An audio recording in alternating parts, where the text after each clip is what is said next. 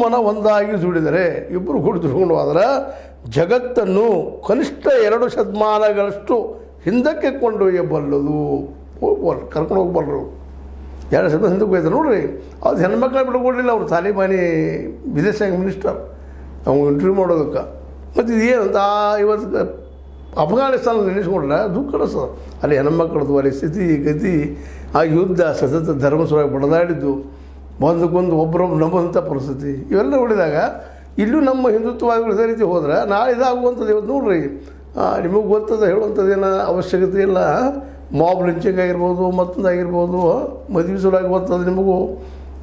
ಇವೆಲ್ಲ ಇನ್ನೂ 1-2 ಎಲ್ಲ ಮಾಡುವಂಥದ್ದು ನೋಡಿದಾಗ, ಮುಸಲ್ಮಾನರು ಟಾರ್ಗೆಟ್ ಮಾಡಿ ಮಾಡೋದನ್ನು ನೋಡಿದಾಗ ಇಲ್ಲೂ ಚಿಕ್ಕಾಟ ಹೆಚ್ಚಾದಾಗ ಸಹಜವಾಗಿ ತಮ್ಮ ಉಳಿಸೋದಾಗ ಅವರು ಶಸ್ತ್ರಾಸ್ತ್ರಗಳನ್ನು ಮತ್ತೆ ಉಪಯೋಗ ಮಾಡ್ತಾರೆ. ಮಾಡೋ ಪ್ರಸಂಗ ಬರ್ತದೆ, ಅವರು ಮಾಡ್ತಾರೆ. ಅವರೇನು ಸಾಮಾನ್ಯರಲ್ಲ. ಇದು ನಡೀತದ್ರೆ ನನಗೆ ನಮ್ಮ ಚಿಕ್ಕಾಟ ಅದ. ನಾವೇನು ಮುಂದೆಲ್ಲ ಹೋಗ್ತೀವಿ. ಮುಸಲ್ಮಾನ ನೋಡಿದ್ರೆ ನಾವು ಬಡ್ದಾಡ್ಕೊಂಡು ಹೇಳೋದು, ನಮ್ಮ ನೋಡಿ ಅವ್ರು ಬಡ್ದಾಡ್ಕೊಂಡು ಇದೇ ಪರಿಸ್ಥಿತಿ ಇವತ್ತು ನಿರ್ಮಾಣ ಮಾಡಲಿಕ್ಕೆ ಇಸಿದರು. ಇಡೀ ದೇಶದ ಬುಲ್ಡೋಜರ್ ತರೋದು. ಪಾಪ ಅವರು ಅತಿಕ್ರಮಣ ಮಾಡಿದ್ರೆ ಅದು ಕಾನೂನು ಪ್ರಕಾರ ಅವ್ರ ಮೇಲೆ ಆ್ಯಕ್ಷನ್ ತೊಗೊಳ್ಳಿರಿ, ಯಾರೂ ಬೇಡ ಅಂತಿಲ್ಲ. ಕಾನೂನು ಏನು ಹೇಳ್ತದೆ, ನಮ್ಮಲ್ಲಿ ಸಂವಿಧಾನದ ಅಡಿಯಲ್ಲಿ ಕಾನೂನುಗಳಿದ್ದಾವೆ, ನ್ಯಾಯಾಲಯ ಇದೆ. ಅಲ್ಲಿ ಹೋಗಿ ನ್ಯಾಯಾಲಯ ಡಿಸಿಷನ್ ಕೊಡ್ಲದನ್ನು. ಇವತ್ತು ನಮ್ಮ ಯೋಗಿ ಆದಿತ್ಯನಾಥ್ರವರು ಸಡನ್ನಾಗಿ ಡಿಸಿಷನ್ ಹಚ್ಚಿಬಿಟ್ರೆ ಬುಲ್ಡೋಜರ್. ಯಾರು ಮುಸ್ಲಿಮ್ಸ್ ಇದಾರ, ತಮ್ಮ ವಿರುದ್ಧ ಯಾರು ಅದಾರ ಒಬ್ಬರು ಹಾಕಿ ಬಿಡೋದು, ಬುಲ್ಡೋಜರ್ ಹಚ್ಚೋದು. ಸ್ವತಃ ಸುಪ್ರೀಂ ಕೋರ್ಟ್ ಅದಕ್ಕೆ ಹೇಳಿದ್ರು ಸಹಿತ ಕೇಳ್ತಾ ಇಲ್ಲ.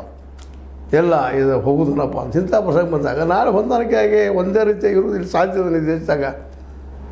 ಈಗ ಆಗ್ತದೆ ಇಲ್ಲೂ ಜಗಳ ಸುಮ್ಮನೆ ಎದ್ದುಗಳು ಜಗಾಡೋದನ್ನ, ದೇಶ ದಿವಾಳಿ ಹೇಳುವಂಥ ಪ್ರಸಂಗನ ಈ ಕಳೆದ 11 ವರ್ಷದಿಂದ ಹೆಚ್ಚು ಕಡಿಮೆ ಅಲ್ಲೇ ಬಂದು ಹತ್ತಿದ್ವಿ ನಾವು.